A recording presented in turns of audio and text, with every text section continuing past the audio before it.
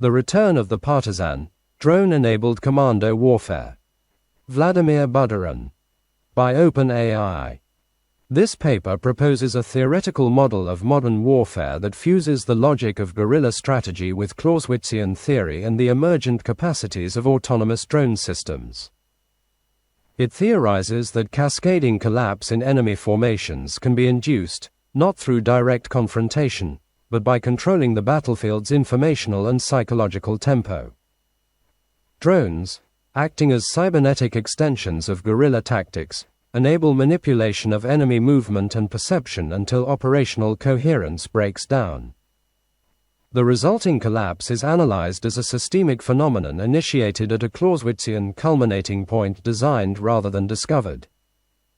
The fundamental structure of 20th-century offensive warfare, built on mass concentration of firepower, synchronized armor thrusts, and air-ground integration, is collapsing under pressure from three converging revolutions: drone air supremacy, which renders large formations visible and vulnerable through persistent ISR, intelligence, surveillance, reconnaissance, loitering munitions, and wide-area surveillance, precision strike regimes, where long-range fires and guided munitions can eliminate, and cognitive saturation of command, where the decision-making architecture of modern warfare is overwhelmed by speed and scale of data, increasing the value of small unit autonomy and initiative. The battlefield is increasingly operationally hollow.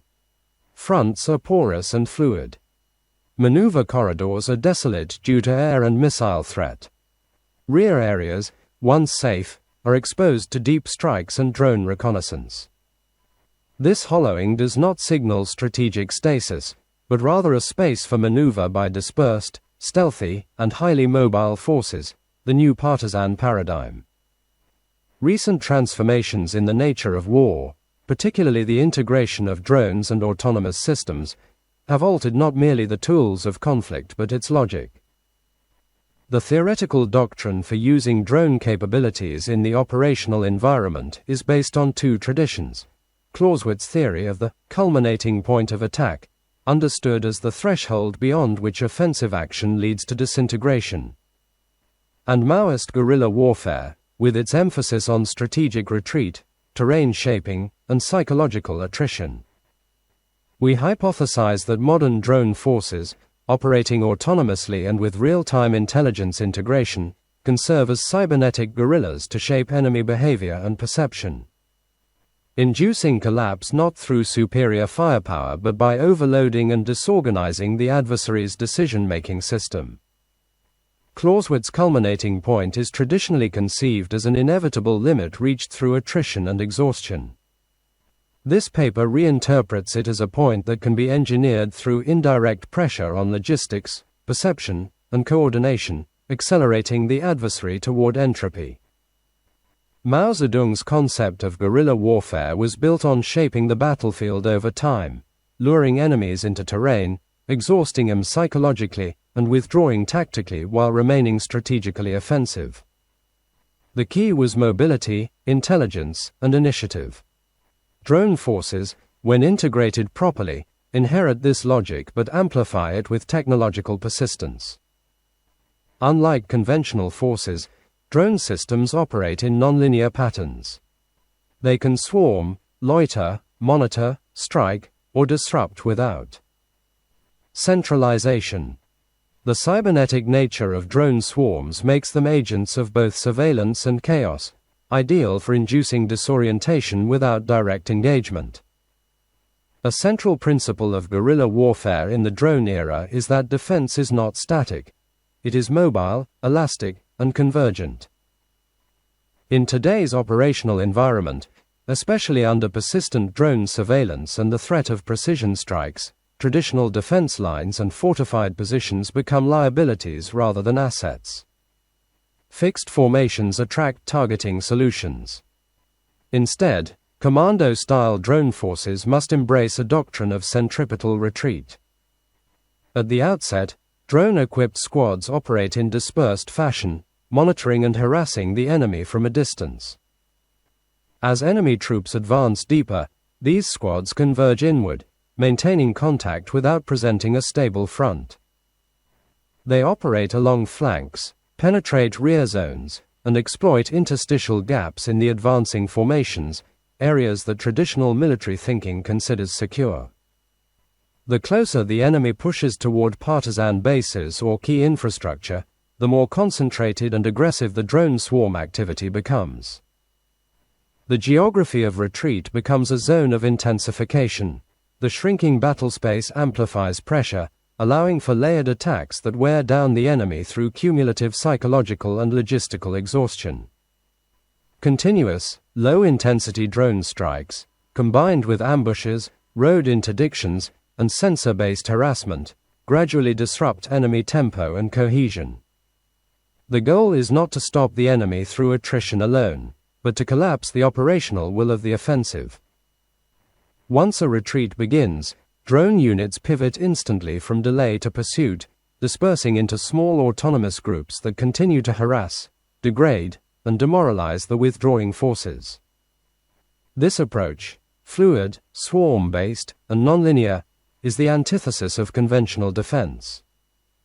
Yet it is precisely this kind of centripetal guerrilla strategy, scaled and accelerated by drones, that defines modern defensive warfare in contested, drone-saturated battle spaces. Contrary to conventional doctrine, guerrilla tactics are not confined to defense. The conditions of the modern battlefield elevate him to frontline offensive relevance. Units advance in staggered, night-based, camouflaged micro-columns across vast frontages. Loosely coordinated cells concentrate effects, not mass, at decisive moments. The line of contact is no longer a wall but a membrane. Offensive operations now infiltrate, bypass, or dissolve resistance rather than confront it directly. The 2020 Nagorno-Karabakh war between Azerbaijan and Armenian forces serves as a paradigmatic example of how drone-enabled guerrilla tactics, executed by regular forces adopting irregular logic, can collapse traditional defense through mobility and psychological saturation. Armenian forces relied heavily on Soviet-style static defenses. Entrenched positions, fortified ridgelines, and interconnected bunker networks. This defense doctrine presumed the ability to channel or stop armored thrusts. However, Azerbaijan bypassed the logic of frontal assault altogether, deploying a synchronized force of drone swarms and dispersed special operations teams, especially in mountainous terrain. Rather than advancing in a mechanized wave, Azerbaijani special forces infiltrated through unguarded or lightly defended corridors, riverbeds, forest gaps, and steep ridgelines that were considered impassable or of secondary importance. These troops moved in small, autonomous units, often operating at night, without establishing fixed lines. They maintained fluid contact with the enemy, not to engage directly, but to guide fire missions from above, especially via Bayraktar TB2 drones and loitering munitions such as Israeli-made Harop and Orbiter systems. This tactic closely mirrors the doctrine of centripetal convergence. While Armenian lines advanced or rotated in response to pressure, the Azerbaijani commandos remained elusive, avoiding frontal engagement while closing in on key defensive hubs, logistics centers, artillery nodes, and command bunkers, which they marked for drone elimination. The use of unmanned aerial reconnaissance and constant drone fire created a form of psychological vertical encirclement. Armenian soldiers were not surrounded physically, but mentally overwhelmed, knowing that any movement or radio signal might invite sudden destruction from above. Drones replaced the ambush. The sky itself became the forest. In this sense, Azerbaijani drones behaved as flying commando, constantly circling and striking targets that ground troops never had to directly confront. As Azerbaijani forces pressed into the strategic valleys and heights, Armenian forces began to retreat in disarray, abandoning fortified positions that had once been considered invulnerable. The Azerbaijani drone commando force did not consolidate territory in traditional fashion. Instead, they pivoted into rapid pursuit, harassing retreating forces and attacking infrastructure nodes, supply convoys, and retreat corridors. Fixed lines dissolved into kill zones. This mirrors the doctrine of partisan pursuit. Once the enemy begins to break, the role of dispersed forces is not to occupy, but to disorganize further, ensuring that no coherent defense or rearguard action can reconstitute. The operational lessons from Karabakh are clear. Static defense in the age of drones is suicidal, as well-dug positions become kill boxes. Drone-guided special forces operate with guerrilla freedom but strategic coordination. Victory comes not through territorial control, but through operational exhaustion and moral paralysis of the defending force. The empty battlefield is created by the sky, not by artillery, and centripetal retreat works in reverse.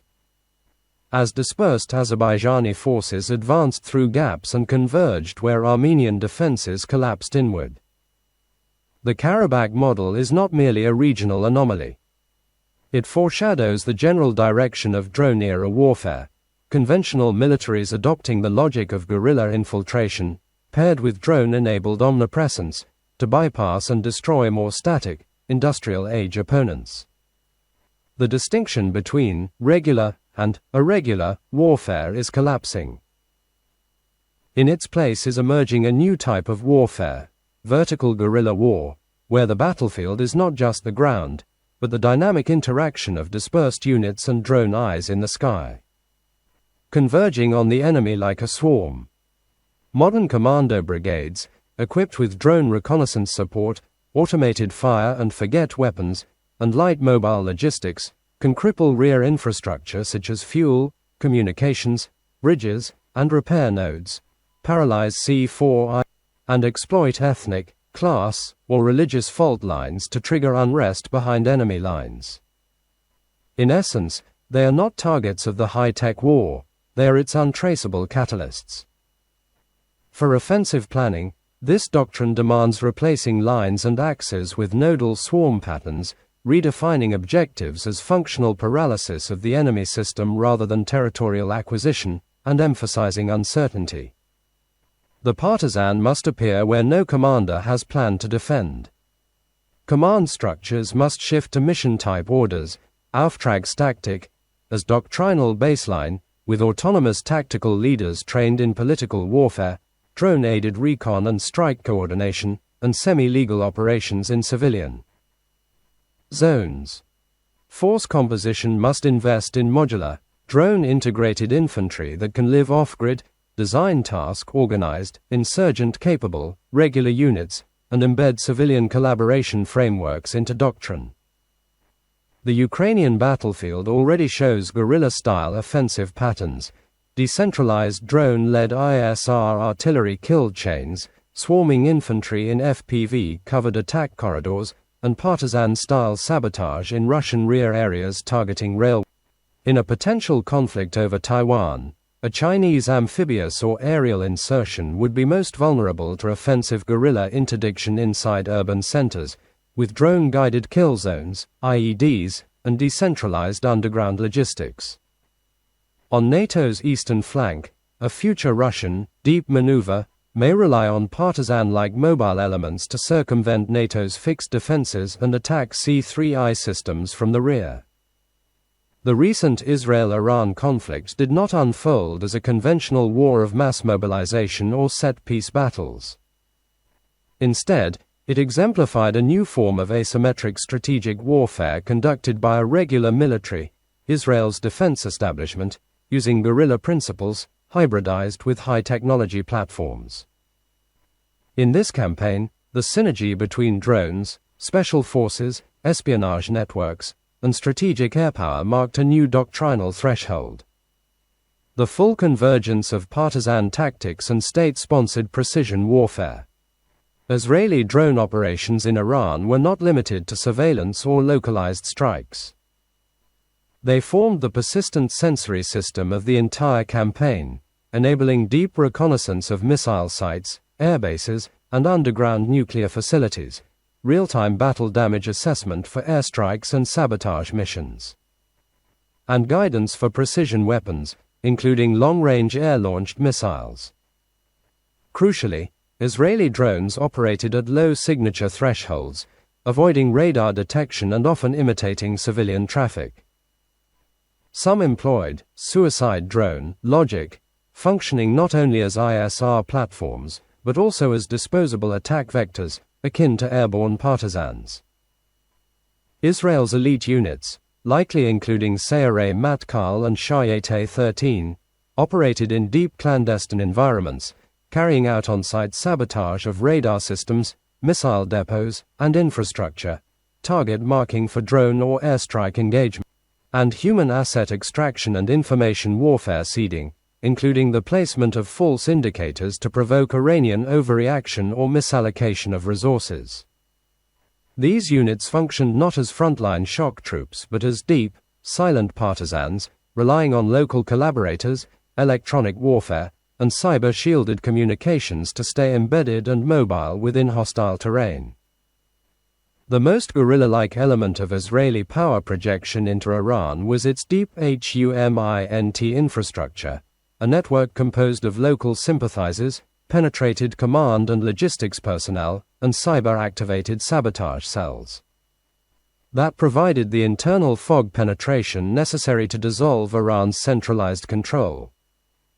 It functioned like an urban partisan network, allowing real-time targeting, psychological disruption, and even internal misdirection of Iranian military responses.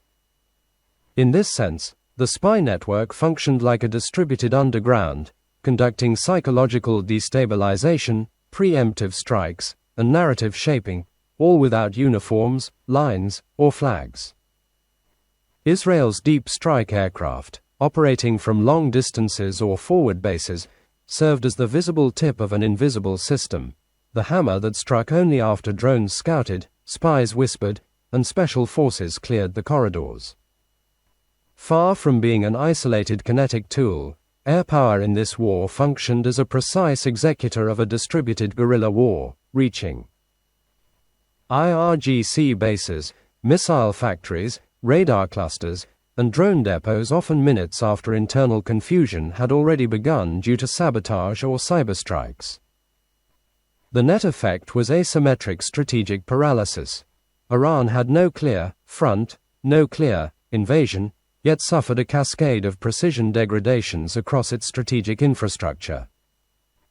In effect, the Israeli operation modeled a guerrilla strategy from above, achieving what insurgents typically seek: mobility, dispersion, deception, and initiative, but amplified through airspace dominance, sensor fusion, cyber-enabled misdirection, drones, and aircraft. What Israel demonstrated is a convergent operational ecology, each domain enabling, protecting, and enhancing the others. In this new mode, the partisan and the predator drone are no longer metaphors for different doctrines, they are coextensive realities. For modern warfare, the Israel-Iran conflict highlights several critical points.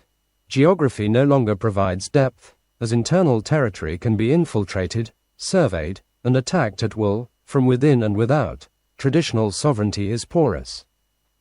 As command, deterrence, and cohesion can all be eroded before a single soldier crosses a border, and hybrid forces win by dissolving enemy planning cycles, not merely by physical destruction. This conflict is the most recent and advanced example of a strategic drone guerrilla paradigm, in which the very logic of resistance and power projection is reversed: small, hidden, and autonomous actors. Backed by high-tech platforms and real-time intelligence, now impose initiative and paralysis on much larger, centralized powers. The partisan is no longer a secondary or supporting actor, but a primary vector of strategic effect. In the era of drone supremacy, where battlefield density has collapsed and attention is oversaturated, the partisan model becomes the blueprint for offensive maneuver in depth, for multi-domain disorganization of enemy systems, and for politico-strategic destabilization at scale.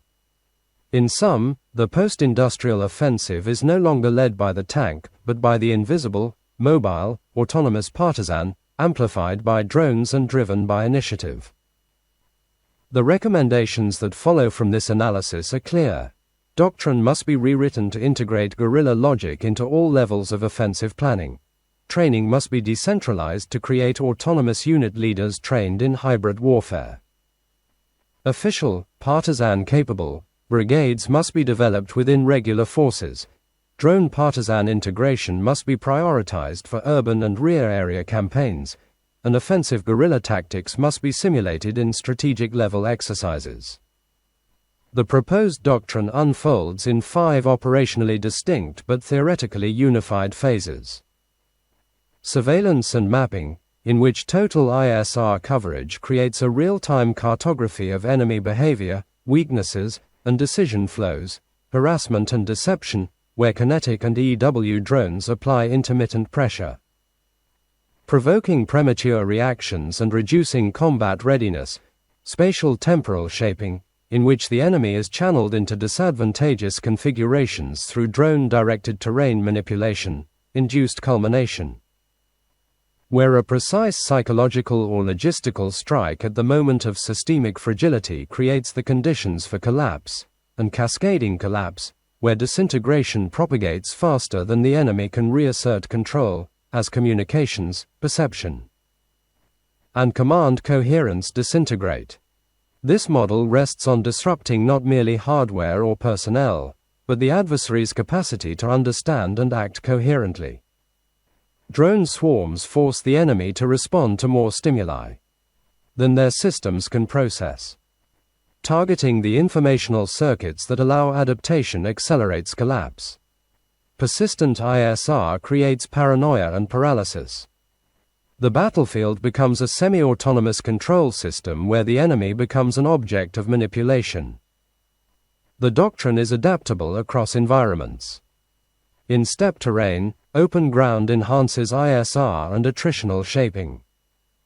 In mountainous terrain, the emphasis shifts to vertical ISR layering and terrain-based EW ambushes. In urban environments, the approach requires micro-drone swarms and subterranean ISR.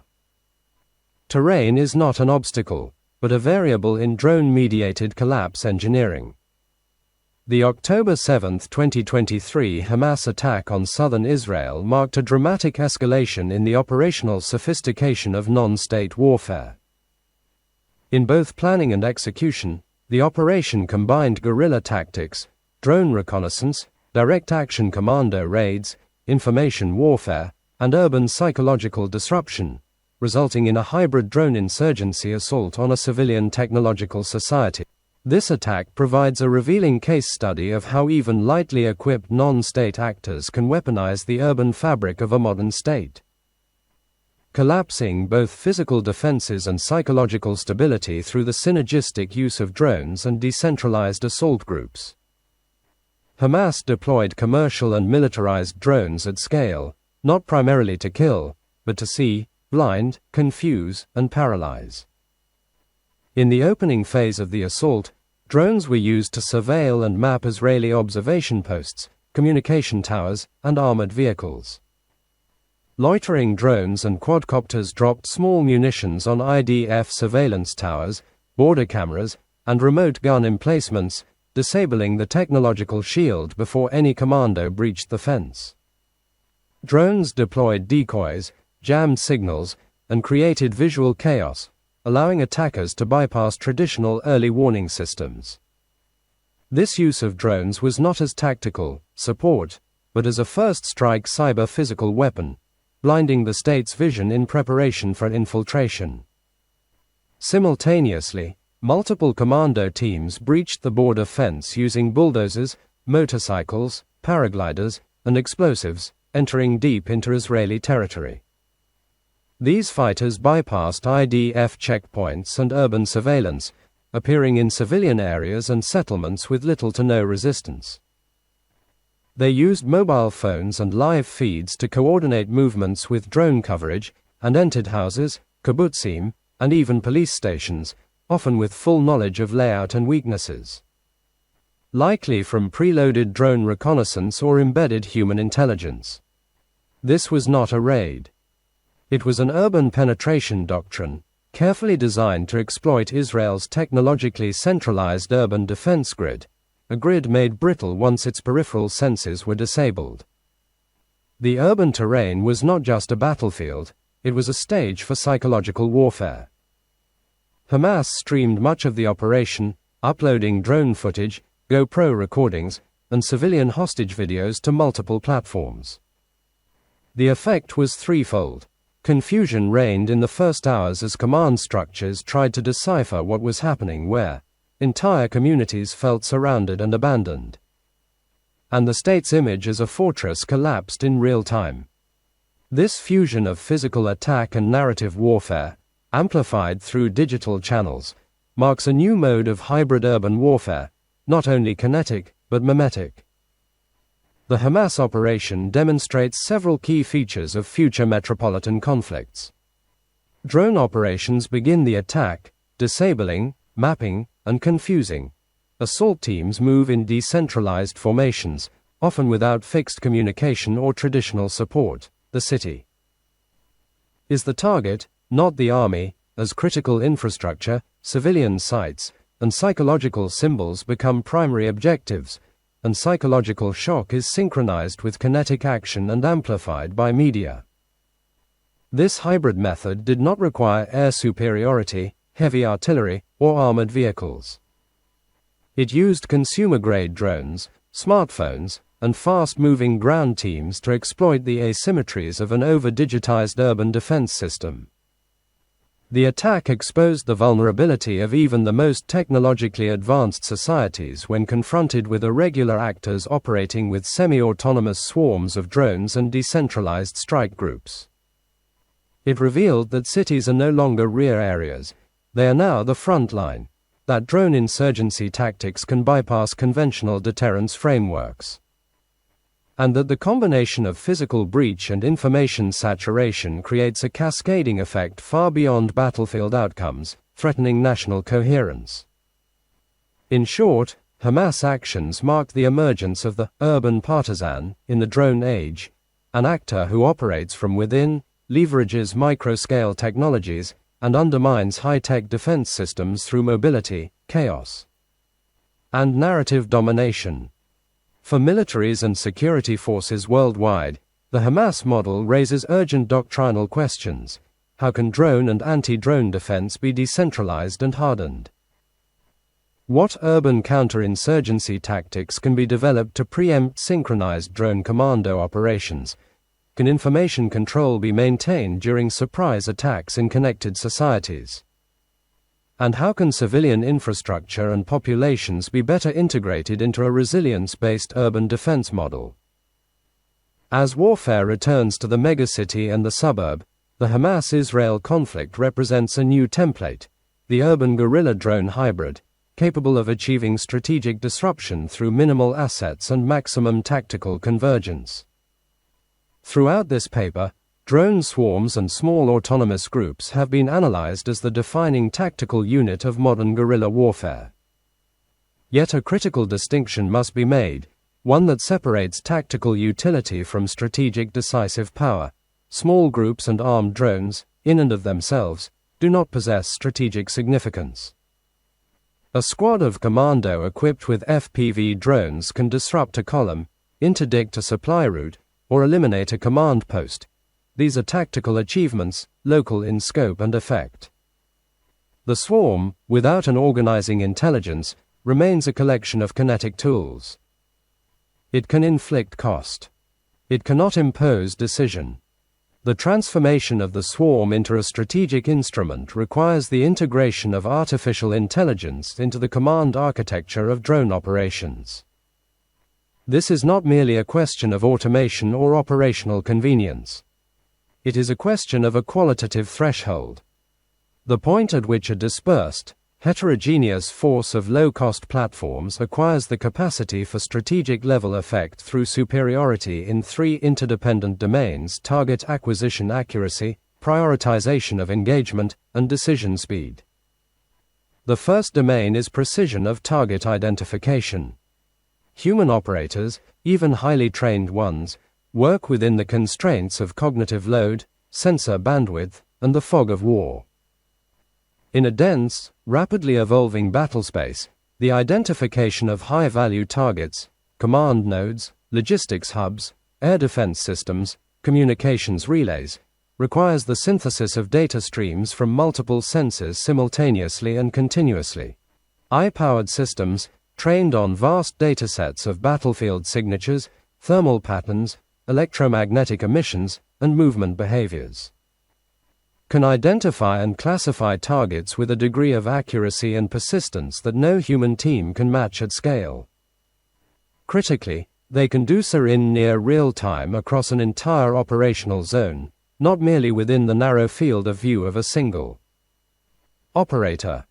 This means that the swarm sees everything, classifies everything, and misses nothing that falls within its sensor envelope. The second domain is the correct prioritization of target engagement. Tactical success on the battlefield has repeatedly been squandered by the inability to translate local destruction into systemic effect. A tank destroyed on the forward line has limited operational consequence if the enemy's fuel depot, its artillery fire control network, and its logistics battalion remain intact and functional. AI-driven command systems transform this calculus by applying a continuously updated model of enemy system dependencies, identifying which targets, if destroyed in which sequence, will produce cascading degradation rather than isolated damage. This is the application of network theory to kinetic warfare. The swarm does not strike randomly, nor does it strike the most visible targets. It strikes the nodes whose destruction produces disproportionate systemic collapse. In this way, AI converts the swarm from a force of attrition into a force of systemic dismantlement. The third domain is decision speed. Human command cycles, the classical OODA loop of observe, orient, decide, act, operate on timescales measured in minutes or hours at the operational level. Adversary forces have long understood that disrupting this cycle, collapsing it through information overload or physical destruction of command nodes, is the surest path to achieving operational paralysis. AI command systems compress the decision cycle to timescales measured in seconds or fractions of seconds. In a swarm of hundreds or thousands of drones operating simultaneously, AI enables the continuous reallocation of assets, redirecting platforms from exhausted targets to newly identified ones.